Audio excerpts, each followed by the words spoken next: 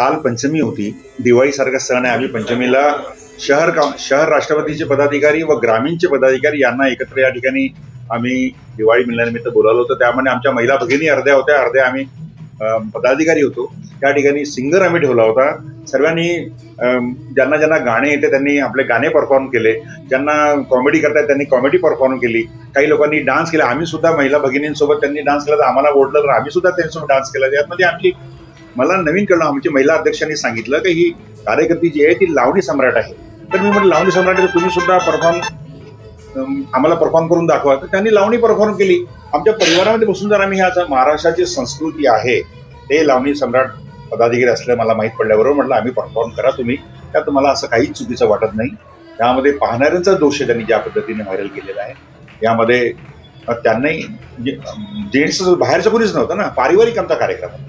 अक्षय suggestion निश्चितच आहे. ज्या पद्धतीचं असं व्हायरल झालं असेल, मी अजून काय व्हायरल झालं बघितलं नाही, परंतु त्यांना मी सांगितलं कुठेही कमीपणा वाटण्याचं कारण नाही. पारिवारिक संबंधामध्ये माझी फॅमिली सुद्धा होती, आमच्या महिला भगिनी होत्या, त्यांच्यासोबत त्यांनी परफॉर्म केलं.